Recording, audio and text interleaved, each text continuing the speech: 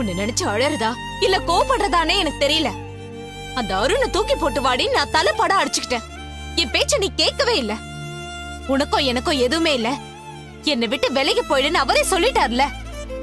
அதுக்கப்புறமும் அந்த வாழ்க்கை தான் வேணும்னு நீ பிச்சை எடுக்காத குறையா போராடிட்டு இருக்கிறது அசிங்கம்டி. எப்போ அருணை தூக்கி எரிஞ்சிட்டு வந்திருந்தா உனக்கு இப்ப இந்த நிலைமை வந்திருக்காதுல்ல. அக்கா, இதெல்லாம் நான் அனுபவிக்கணும்னு என் தலையில எழுதியிருக்கு.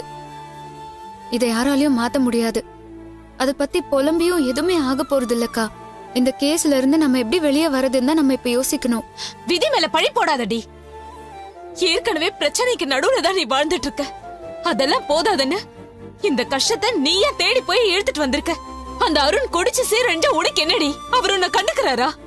உன் மேல அக்கறை எடுத்துக்கிறாரா? நீ ஏண்டி அவருக்காக இப்படி உருகுற? அவருக்கு நல்லது செய்ய போய் தான் நீ இப்படி ஒரு சிக்கல்ல மாட்டிட்டு இருக்க. அக்கா, உன் புருஷன் தப்பான வழியில போறான்னு தெரிஞ்சா உன்னால சும்மா இருக்க முடியுமா? அவரை மீட்கணும்னு நீ பதற மாட்டியா?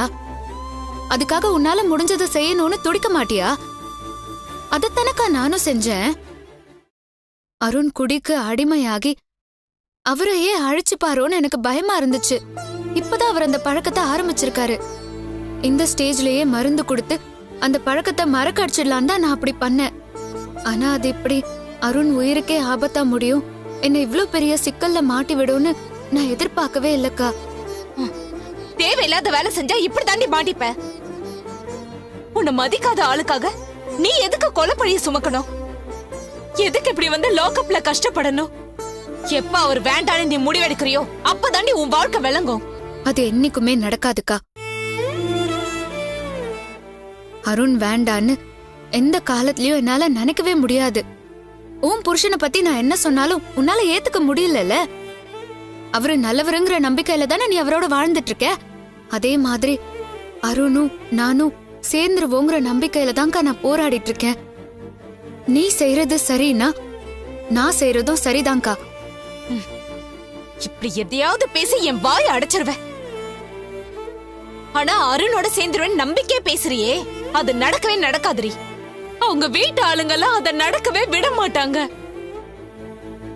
எப்ப சான்ஸ் கிடைக்கும், எப்ப உன்னை அவர் வாழ்க்கையில இருந்து மொத்தமா விரட்ட முடியும்னு அவங்க காத்துட்டு இருக்காங்கடி. அதுக்கேத்த மாதிரி நீயே ஒரு நல்ல வாய்ப்பை ஏற்படுத்தி கொடுத்துட்ட. இந்த கேஸ வச்சே உன்னை ஒழிச்சு கட்டணும்னு அவங்க முடிவு பண்ணிருப்பாங்கடி.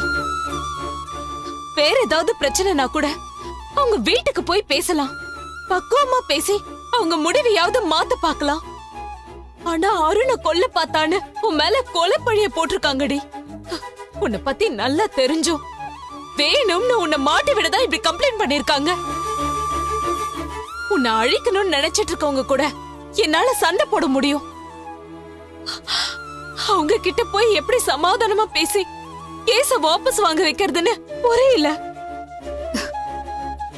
அக்கா, நீ யாரையும் சமாதானம் செய்ய வேண்டாம்க்கா. நான் எந்த தப்பும் செய்யலன்னு எனக்கு தெரியும், அந்த சாமிக்கும் தெரியும். என் மேல எந்த தப்பும் இல்லைங்கிறப்போ நான் ஏன்க்கா பயப்படணும்? நீ தப்பு செய்யலங்கறத போலீஸும் கோர்ட்டும் நம்பணுமேடி. இப்ப வரைக்கும் அவங்க உன்னதான குற்றவாளியா பாக்குறாங்க. எப்படியும் உன்னை ஜெயில போட்டுருவாங்க. நீ தப்பே செய்யாம இந்த வேதனையெல்லாம் அனுபவிக்கணும்னு நினைக்கும் போது எனக்கு கஷ்டமா இருக்குடி. இதெல்லாம் கொஞ்ச நாளைக்கு தான்க்கா. இப்போ எல்லாரும் என்ன குற்றவாளியா பார்த்தாலும் கோர்ட் விசாரணைன்னு வரப்போ எல்லாமே மாறிடும். உண்மையான குற்றவாளிய காலம் கோர்ட் முன்னால கொண்டு வந்து நிறுத்தும். என் பக்கம் இருக்கிற நியாயமும் உண்மையும் என்ன காப்பாத்தும். அருணும் இப்படிதானே செய்யாத தப்புக்கு தண்டனை அனுபவிச்சாரு.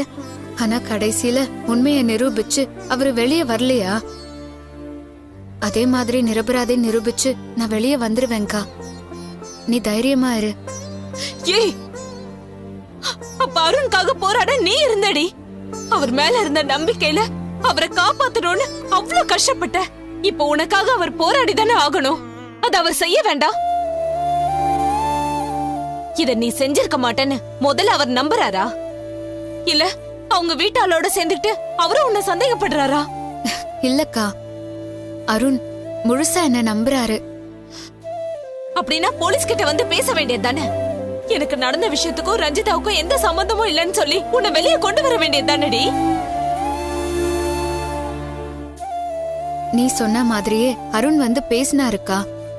கல்பனா கிட்டயும் பேசி இந்த கேஸ வாபஸ் வாங்க வச்சாரு. அப்புறம் அப்புறம் ஏண்டி உன்னை உள்ள வச்சிருக்காங்க? கம்பெனி சார்பில் தனியா என் மேல இன்னொரு கேஸ் கொடுத்திருக்காங்க. இந்த கேஸ பொறுத்த வரைக்கும் இப்போதைக்கு என் மேல சந்தேகம் இருக்கிறதால என்ன வெளியே விட முடியாதுன்னு சொல்லிட்டாங்க. கோர்ட்ல விசாரணை நடக்கிறப்பதான் என்ன நிரூபிக்கிறதுக்கு வாய்ப்பு கிடைக்கும்க்கா. அது வரைக்கும் எல்லாத்தையுமே ஏத்துக்கிட்டு நான் பொறுமையா இருந்துதான்க்கா ஆகணும். அக்கா, நீ என்ன நினைச்சு கவலைப்படாத. இது எனக்கு சோதனையான நேரம். அதான் இப்படி எல்லாம் நடக்குது. இதை விட பெரிய பிரச்சனையெல்லாம் நான் கடந்து வந்திருக்கேன்க்கா. இந்த கஷ்டத்துல இருந்தும் நான் மீண்டு வருவேன்க்கா. நீ நம்பிக்கையோட எனக்காக வேண்டிக்கோ, அதுவே எனக்கு போதும். நான் உனக்கு ஆறுதல் சொல்ல வந்தா நீ எனக்கு தைரியம் சொல்லிட்டு இருக்க.